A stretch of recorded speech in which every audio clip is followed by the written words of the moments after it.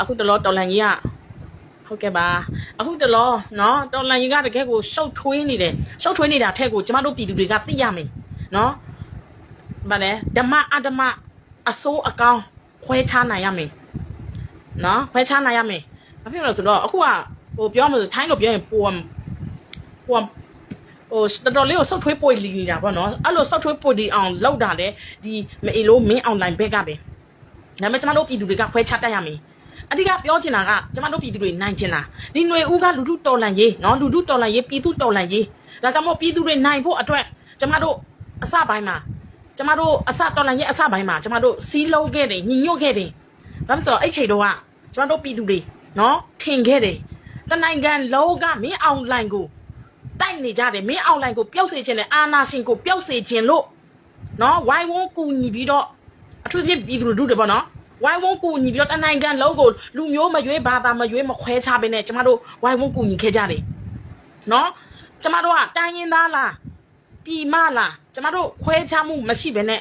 အလုံးစုံကူညီခဲ့ကြတယ်ဒါပေမဲ့ကျမတို့တွေးမိဟိုဗါလဲကျမတို့မတွေးမိခဲ့တာကအာနာယူဝါဒီတွေလက်နဲ့မရှိခင်တော့အာတော်လန်ရဲ့ပြည်သူလူထုအတွက်ပါညာညာပြောခဲ့တဲ့လူတွေတချို့အခုသူတို့လက်နဲ့ကိုစီလာတော့အာနာယူလာကြတယ်နော်အဲ့ဒီအန်ဒီယာကိုကျမတို့မခွဲခြားခဲ့ဘူးသတိမထားခဲ့မိကြဘူးဒါကြောင့်မလို့အခုလိုအခြေအနေတွေဖြစ်လာတာ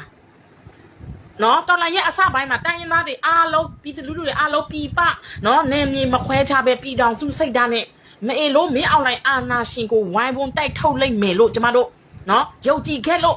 ပုံအောပြီးတော့ကိုညီခဲ့ကြတယ်ဒါပေမဲ့အခုတားလီနော်ကျမတို့မလဲစီစဉ်ထားသလိုကျမတို့ထင်ထားသလိုမဖြစ်လာခဲ့ဘူးဒါကြောင့်မို့ကျမတို့အခုနောက်ပိုင်းဘယ်လိုဆက်လုပ်ရမလဲမအေးလို့မင်းအွန်လိုင်းအဓိကမိန်ပဲမင်းအွန်လိုင်းပြုတ်ကြဖို့အတွက်မင်းအွန်လိုင်းပြိုကြဖို့အတွက်အဓိကမိန်နေပြီးတော့မန္တလေးရန်ကုန်အဲ့ဒီနေရာဒေသတွေကျမတို့နော်ပြိုနိုင်ဖို့လိုတယ်ဖြိုနိုင်ဖို့လိုတယ်အခုကျမတို့သိရပြီတိုင်းရင်းသားအရာအိုတချို့တိုင်းရင်းသားအမိခံတချို့တွေကသူတို့နယ်မြေလွတ်မြောက်သွားပြီဆိုရင်သူတို့လက်မြေလွတ်မြောက်ဖို့ပဲသူတို့နယ်မြေလွတ်မြောက်ပြီဆိုရင်နော်ဘယ်သူကိုပဲအဖေတော်ရပထွေးတော်ရသူတို့ဝန်မလေးတော့ဘူးပြည်သူလူထုအတွက်တနိုင်ငံလုံးပြည်သူလူထုအတွက်တို့မစင်စားတော့ဘူးဒါကြောင့်မလို့ကျမတို့နော်ဆီလီယာလိုမျိုးမြို့တော်ကိုသိမ်းနိုင်ကျမတို့နိုင်ပြီအထူးပြည့်အေလို့မင်းအွန်လိုင်းကိုကျမတို့ဖြိုနိုင်ပြီဆိုရင်ကျမတို့ပြည်သူတွေနိုင်ပြီဒါကြောင့်မလို့မအေလို့မင်းအွန်လိုင်းရှိနေလို့နော်နိုင်ငံတကာအထူးပြည့်တက်ရောက်ရုရှားအိန္ဒိယတခြားအာဏာရှင်နိုင်ငံတွေကနော်ဝင်ပြီးတော့ဆုတ်ဖက်လို့ရနေတာမအေလို့မင်းအွန်လိုင်းပြိုသွားပြီဆိုရင်ကျမတို့ပြည်သူတွေနိုင်ပြီအဲ့ဒီခါကျမှခုနတော့ကဘာဖြစ်ဆိုတော့ကျမတို့တော်လန်ရေးကနော်နီလန်းတစ်ခုရှိတယ်စစ်ရေးနဲ့နိုင်ငံရေးဒါပေမဲ့အဓိကကြတာကနိုင်ငံရေးပြည်သူတို့ဘာဖြစ်လို့ဆိုတော့ကျမတို့ကတနိုင်ငံလုံးကိုချုပ်ပြီးတော့တကဘာလုံးကိုချုပ်ပြီးတော့ကြီးလိုက်လို့ရှိရင် soft power အားကအဓိကကြနေတယ်အထူးသဖြင့်နိုင်ငံရေးကအဓိကကြနေတယ်စစ်ရေးဘလောက်ပဲနိုင်စစ်ရေးဘလောက်ပဲအင်အားများစစ်ရေးဘလောက်ပဲနိုင်နိုင်ငံရေးမပါလို့မရဘူးနော်စစ်ရေးနိုင်ရင်နိုင်ငံရေးမနိုင်ဘူးဆိုရင်နိုင်ငံအုပ်ချုပ်လို့မရဘူးနိုင်ငံတကာအသိအမှပြုလို့မရဘူးဒါကြောင့်မလို့အဓိကစစ်ရေးရောနိုင်ငံရောနိုင်လို့ရှိရင်ပိုကောင်းတာပေါ့ဒါပေမဲ့တချို့ကြတော့စစ်ရေးဝါဒီတွေအာနာယူတွေလူမျိုးယူတွေအာနာယူတွေလူမျိုးရေးဝါဒီတွေတွားချင်နေတဲ့တရုတ်နော်တရုတ်ခွေးတွေတရုတ်လက်အောက်ခံတွေရှိနေလို့ကျမတို့တော်လန်ရေးကကြန့်ကြာနေတာဖြစ်တယ်ဒါကြောင့်မို့အဓိကမိကပြည်သူပဲပြည်သူတွေအားလုံးစီလုံးညီညွတ်နေကျမတို့အခုဘယ်သူကဥဆောင်နေတယ်ဒီຫນွေဥတော်လန်ရေးကိုဥဆောင်နေတဲ့ကျမတို့ရဲ့ယာယီအစိုးရကအိုင်နူဂျီပဲဒါကြောင့်မို့အိုင်နူဂျီကိုပုတ်ခဝေဖန်ဖောင်းထုနေတဲ့သူတွေအားလုံးဒီသူတို့ကဘ ဟိုအစိုးရကိုအလိုမရှိဘူးအဲ့ဒီဘဟိုအစိုးရကိုအလိုမရှိတဲ့လူတွေဒီလက်နဲ့ကင်ပြီးတော့နော်ကိုဂျိုးအတွက်ရှာပေးနေတဲ့ကိုဂျိုးအတွက်ကိုဂျိုးရှာနေတဲ့လက်နဲ့ကင်အုပ်စုတွေပဲအဲ့နူကြီးအစိုးရဆိုတာကျမတို့ပြည်သူလူထုကိုစားပြီးတော့တော်လန်အစိုးရဖြစ်တယ်အဲ့နူကြီးကိုမလိုအပ်တဲ့လူတွေတဲမှာအဓိကတော့မအိမ်လို့မင်းအောင်နိုင်ပဲနော်သူတို့ပြောတော့သူတို့ကိုသူတို့ဟိုတချို့တော်လန်ရေးသမားတွေကတော့သူတို့တော်လန်ရေးသူတို့ကိုသူတို့တော်လန်ရေးသမားလို့ပြောနေပေမဲ့အဲ့နူကြီးကိုပဲအဓိကထားပြီးတော့တိုက်ခိုက်နေတယ်မေလို့မင်းအွန်လိုင်းကိုတိုက်တယ်လို့မတိုက်တယ်လို့ခွာတယ်လို့ထိုင်တယ်လို့လုံနေတဲ့လူတွေအများစုစီလက်နဲ့ကင်နေပဲဒါကြောင့်မလို့ကျမတို့သိခဲ့ရပြီ9နှစ်အတွင်းမှာနော်လောက်ရတယ်ရောရက်လာတယ်ရောကျမတို့အားလုံးသိကုန်ပြီ ဒါကြောင့်မို့ကျွန်တော်တို့ပြည်သူတွေဒီတစ်ခါလေးပဲစီးရုပ်ပေးပါစီးလုပ်ပေးပါကျွန်မတိုက်တွန်းချင်ပါလေကဲဒီညပြောမဲ့ဆောင်းဗတဲ့ခေါင်းစင်မှာခဏနေနော်ဆယ်ပေးပါဦးဆယ်လို့မရတော့ဘူးကနော်ဝိုင်းရှယ်ပေးပါဦး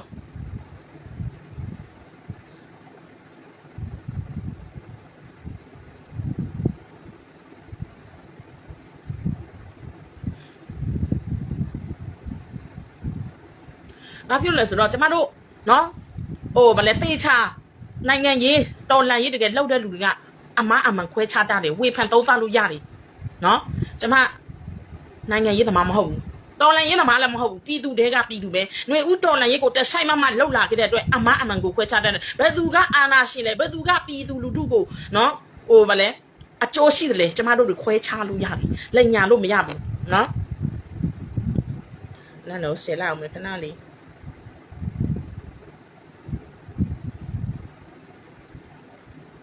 ကျမလေနေ့တိုင်းလိုက်လွင့်ချင်တယ်ဒါပေမဲ့အကောက်ကနော်အကောက်ဒီတကောက်ပဲရှိတော့တယ်ညတိုင်းပဲထုတယ်ဒါကြောင့်မလို့ဒီအကောက်မရှိလို့ဆိုရင်ကျမလိုက်လွင့်လို့မရတော့ဘူးအမှန်တရားတွေပြောလို့မရတော့ဘူးဒါကြောင့်မလို့တရက်ချားလိုက်လွင့်တာဖြစ်ပါတယ်နားလေနော်ရှယ်လောက်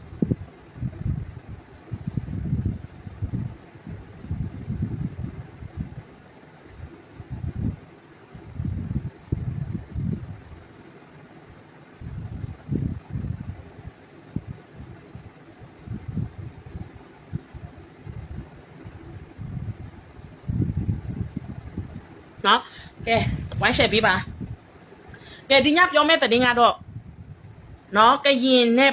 အခုကရင်မှာလဲကော့ကလေးမှာလဲတက်ပွဲဖြစ်တယ်ဟိုမှာတက်ပွဲဖြစ်တယ်အလဲဘိုတဲနာအောက်ဘိုတဲနာဖြစ်တယ်ကျမတို့စိတ်ဝင်စားဘူးဒါဖြစ်ဆိုတော့ကရင်လောက်ရနဲ့ရလာအဖြစ်ပေါ်ကုန်ပြီနော်အခုချိန်ထိကရင်ကတော့ဝေးလေးလေးနေတော့ပဲနော်ဘာပဲဖြစ်ကျမတို့ကရင်ကတော့မူကြီးစေဝါလောင်းကစားဂျားဖြန့်တော်ထဲမှာနှုတ်နစ်ကုန်ပြီနော်အခုမောင်ချစ်သူကနာမည်ထွက်တော့ကဘာကအလိုရှိတဲ့ရာဇဝတ်ဂိုင်းသားနော်ဒါကြောင့်မို့သူ့ရဲ့သားတွေကိုအမွေပေးလိုက်တယ်ဒါကြောင့်မို့ပြည်သူတို့အတိကတော့မင်းအောင်နိုင်ပဲအခုကျမတို့မြန်မာနိုင်ငံတရုတ်ကိုလိုနီလက်ထဲဗလဲရောက်နေပြီနော်ဒီညအဲ့ဒီအကြောင်းလဲပြောမယ်အဓိကအရေးကြီးတယ်ဒါကြောင့်မို့တိုင်းရင်းသားအမိခံအုပ်စုတွေနော်အခုသူတို့ကတချို့ကဟိုဗလဲရေးသားကိုအချောင်လိုက်နေတဲ့တိုင်းသားအမိခံတချို့တွေရှိသလိုတချို့ကလည်းရလာကိုကြည့်ပြီးတော့ဟိုဘက်ခုံရင်ကောင်းမလားဒီဘက်ခုံရင်ကောင်းမလားပေါ့နော်ဒါပေမဲ့ကျမတို့ပြည်သူတွေကတော့ဟိုတကောင်ထက်ညက်မနဲ့တော့ဘူးနော်ရှုံးနိုင်ကျမတို့အစုပ်ထိသွားရမယ်ကျမတို့နိုင်တဲ့အထိသွားရမယ်နော်ကဲတဲ့ရင်ပြောမယ်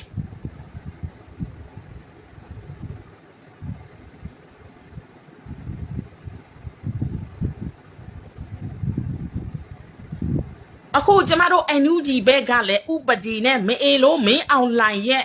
နော်ရွေးကောက်ပွဲကော်မရှင်ကိုဖမ်းဆီးလိုက်ပြီတို့အခု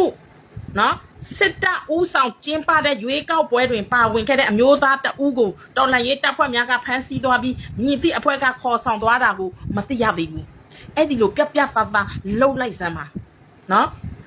စစ်တပ်ဝါဒဖြန့်မီဒီယာအချို့ကမူချောင်းဦးမျိုးနဲ့ရွေးကောက်ပွဲကော်မရှင်အဖွဲ့ဝင်အသက်69နှစ်အရွယ်ဦးတင်လရွှေဖမ်းဆီးထားရကြောင်းကျမတို့လူတွေသူတို့ဖမ်းပြီးလို့ရှိရင်အစင်တယောက်မှမထားဘူးအစင်မထားတာအကြောင်းမဟုတ်ဘူးရက်ဆက်လူမတူအောင်နော်ရုံမှာဖတ်ပြကြတာတကယ်ကိုရင်ထဲမှာမခံတာဖြစ်တယ်နော်အဲ့ဒါကြောင့်မို့အခုကျမတို့ဘက်ကလည်းသူတို့လောက်သူတို့လိုက်လောက်ဖို့ပြောတာမဟုတ်နော်ညံစီစမ်းပါညံနဲ့သုံးပါ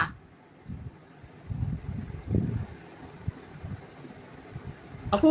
စကိုင်းတိုင်းချောင်းဦးမြို့နယ်မှာရွေးကောက်ပွဲကော်မရှင်အဖွဲ့ဝင်ဖမ်းဆီးခံရတယ်အခုသူတို့ဘက်ကလေနော်ကျမတို့လူတွေဖမ်းဆီးလိုက်ပြီအထူးသဖြင့်ဒီအယိုးကောက်ပွဲမင်းအွန်လိုင်းကိုလူသခွင့်လက်မရအောင်လုပ်ပေးတဲ့နော်အဲ့ဒီရွေးကောက်ပွဲကော်မရှင်အတိကပဲအဲ့ဒီရွေးကောက်ပွဲကော်မရှင်ကိုဖမ်းမိတယ်ပြည်သူတို့နော်ဒါပေမဲ့ကျမတို့ဘက်ကဖမ်းမိလို့ရှိရင်လူသားဆန်ထားနေဒီခွေးတလိမ့်ဆန်ဘက်ကဖမ်းမိလို့ရှိရင်ကျမတို့ရဲ့ PDF တွေကျမတို့ရဲ့ပြည်သူတွေနော်ရက်ဆက်အဖတ်ခံရတယ်ဒါကြောင့်မလို့ အခုကရင်နီဘက်ကထွက်ပြေးတဲ့အယောက်80ကျော်မရောသားဘူးနော်မရောသားဘူးဒါကြောင့်မလို့အခု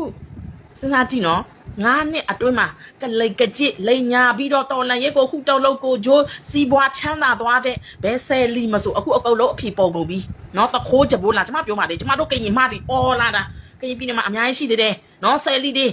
ကရင်ပြည်နယ်မှာဆယ်လီတွေအများကြီးရှိသေးတယ်စီလိုတို့နိုင်အောင်တို့ကရင်ပြည်နယ်မှာကောင်းစားနေတယ်နော်ကောင်းစားနေတယ်သူတို့ရဲ့အလောက်ကNUGကိုထိုးချဖို့ NUGကိုဖောင်းထုဖို့သူတို့ကြတော့ကင်းလို့ခွင့်ရနေတယ်ကရင်ပြည်နယ်မှာလက်နက်ကန်အများကြီးရှိတယ်ဒါပေမဲ့တကယ်တော်လန်ရေးသမားစစ်ဆိုရင်လေအသက်မရှိဘူးနော်အသက်မရှိဘူးနမူနာကြည့်လိုက်နော်တော်လန်ရေးသမားစစ်ဆိုအသက်မရှိဘူးတော်လန်ရေးသမားမစစ်တဲ့ဥပမာငဇွဲတော့လို့စင်လေအသက်ရှိတယ်ငဇွဲကဒီကရင်နယ်မြေမှာဆယ်လီကြီးပတ်စံတွေအများကြီးရတယ်ဒီကရင်လက်နဲ့ကင်တွေကိုပတ်စံတွေအများကြီးစာဖွေပေးနိုင်တယ်နော်ကျွန်မဘာကြောင့်ဒီလိုပြောရတယ်လဲငါဇွဲရဲ့အနောက်မှာကြောထောင်းနောက်ခံပြုတ်ထားတဲ့လက်နဲ့ကင်အုပ်စုရှိတယ်ဒါကြောင့်မို့ငါဇွဲကNUGကိုလည်းမမှုသလိုငါဇွဲဦးဆောင်ပြီးတော့နော် PDF နာမည်နဲ့ဆက်လက်ပြီးတော့ Justice Soldier နော် Justice Soldier ဆိုပြီးတော့ရက်တီနေနိုင်တာကိုကြည့်လိုက်လေကရင်စစ်တောင်မှငဇွဲလိုမျိုးရက်တီလို့မရဘူးကရင်ပြည်နယ်မှာနော်ဒါကြောင့်မလို့အခုအကောက်ပေါ်ကုန်ပြီကြောင်ရည်ကြမငုတ်ဘူးနော်အခုအကောက်ပေါ်ကုန်ပြီသူတို့မဟုတ်တာလှုပ်ထားတဲ့လူတွေအကောက်ပေါ်ကုန်ပြီခိုးစားလိန်စားညာစားတဲ့လူတွေအကောက်ပေါ်ကုန်ပြီကျမတို့တွေ9နှစ်တိနော်ကျမတို့ကိုမလဲမဟုတ်တန်တရားတွေမဟုတ်တန်တရားတွေဆွဆွဲပြောဆိုနေတဲ့နော်မျိုးမစစ်အုပ်စုတွေရှိတယ်ဒါပေမဲ့ကျမတို့ကတော့လက်ပြလုပ်တယ်ကျမတို့အမှန်တရားနေ့တိုင်းပဲအလူငွေနဲ့ပတ်သက်လိုက်ကျမတို့ကပြပြသားရှိလင်းနေရှင်းတန်းထောက်ထားတဲ့အတွက်ဘယ်သူမှကျမတို့ကိုစိုက်လိုက်လို့မရဘူးဘယ်သူမှကျမတို့ကိုခိုးစားတယ်ခွဲခောက်တယ်သူတို့ဘလို့မှကျမတို့ကိုအထောက်ထားနော်မရှိဘဲနဲ့သူတို့ဆွဆွဲလို့မရဘူးအဲဆိုကျမတို့ကမမှန်ကန်ပဲလှုပ်လာတဲ့အတွက်နော်နေစီနေ့တိုင်းကြီးညာတယ်ဘလောက်စရင်စီရဘလောက်ဆိုကျမတို့ကမမှန်ကန်လှုပ်တဲ့အတွက်ကျမတို့ကိုသူတို့ဆွဆွဲခြင်းသူတို့ဆွဆွဲလို့မရဘူးနော်အမှန်တရားကဖုံးကွယ်လို့မရအခုကုတ်ပေါ်ကုန်ပြီနော်နောက်ပြီးတော့ငကားအောက်ဆွဲတွေငကားအမီးဆွဲတွေကျမကတော့အုပ်ဘလော့မှာနော်အခုကျမတို့တော်လန်ရေးလောက်နေတာငကားအတွက်မဟုတ်သလိုနော်လူပေါက်ကိုတဦးတယောက်အတွက်မဟုတ်ဘူးတနိုင်ငံလုံးလူမြောက်ဖို့အတွက်ကျမတို့တော်လန်ရေးလောက်နေတာဒါကြောင့်မို့ငကားမီးဆွဲတွေငကားအမီးဆွဲတွေငကားဖင်ဆွဲတွေငကားပေါက်ကိုဆွဲတွေနော်မှန်သမျှကျမတို့အကုတ်ဘလော့အကောက်လေးမခံဘူးအကောက်အပြတ်မခံဘူးလာသူတို့ငကားကိုNUGနဲ့နိုင်တော့NUGကသခိုးကြဘိုးခွဲခောက်သူတို့ပြောတယ်NUGကနော်9နှစ်လုံးဘယ်နေရာမှာဘာတွေလောက်တယ်ဆိုတာပြည်သူအားလုံးသိတယ်NUGဆိုတာပေါက်ကိုမဟုတ်ဘူးNUGဆိုတာပြည်သူလူထုကိုစားပြုတဲ့အဖွဲ့အစည်းNUGမကောင်းရင်ဘိုင်နိုင်တက်ပြီးတော့ပြောလို့ရတယ်အခုNUGတခုလုံးကိုဖောင်းထုတ်ပြီးတော့သူတို့ဆွဲချနေတာအဲ့ဒါမအေလို့မင်းအောင်လိုင်ရဲ့အောက်ဆွဲတွေပဲဒါကြောင့်မို့NUGကိုဖောင်းထုတ်နော်ဆွဲချနေတဲ့လူအားလုံးဒီအာနာရှင်ရဲ့လက်ဝေခံနေပဲပေါ်ကုန်ပြီဒါကြောင့်မို့ငကားအောက်ဆွဲတွေလာပြီးတော့နော်တိုက်ခိုက်နေလို့ဆိုရင်ကျမအချိန်ကုန်တယ်အကောက်လေးမခံဘူးအကုတ်ဘလော့ပါဒီဒါပေမဲ့ကျမရိုးမဘလော့ဘူးနော်ကျမပြောပြီးတော့မှဘလော့ပါဒီဘာပြောလဲဆိုတော့NUGကလိန်စားညာစားတဲ့ပြောတော့ငကားလို့ပါငကားပါဖောက်ဆင်းရှိလို့လေငကား9နှစ်အတွင်းမှာငကားဦးဆောင်ပြီးတော့တိုက်ပွဲဘယ်နေရာမှာရှိတယ်လဲမင်းတို့မပြနိုင်ဘူးNUGကိုဖောင်းထုဖက်တဲ့အထောက်ထားတွေမချပြနိုင်ပဲနဲ့NUGကိုဖောင်းထုလေမင်းတို့မအေလို့မင်းအောင်လိုင်ရဲ့လောက်ရမအေလို့မင်းအောင်လိုင်ကိုမင်းတို့ထောက်ခံတယ်လို့ကျမတို့ပြည်သူတွေကယူဆရမယ်ဒါကြောင့်မို့ကျမတို့တိုက်နေတာငကားအတွက်တိုက်နေတာမဟုတ်ဘူးမင်းတို့မြင်းမှတ်ထားပုတ်ကိုလူပုတ်ကိုတယောက်အတွက်နော်အခုငကားအောက်ဆွဲတွေကိုပြောမယ်နော်လူပုတ်ကိုတဦးတယောက်အတွက်မင်းတို့လှုပ်ပေးနေတယ်ဆိုရင်နော်မင်းတို့နှမတွေမင်းတို့အမေတွေမင်းတို့ညီမတွေကိုငကားနဲ့ငကားမရအကောက်ပေးလောက်လိုက်အဲ့ဒါအကျိုးရှိအောင်မယ်နော်တော်လန်ရေးကိုခုတောက်လောက်ပြီးတော်လန်ရေးကိုအဖိုးချပြီးတော့ငကားအတွက်မင်းတို့တော်လန်ရေးလုပ်နေမယ်ဆိုရင်လေမင်းတို့သမိုင်းရိုင်းသွားမယ်ဒီတော်လန်ရေးကငကားအတွက်မဟုတ်ဘူးမင်းတို့မြင်မှတ်ထား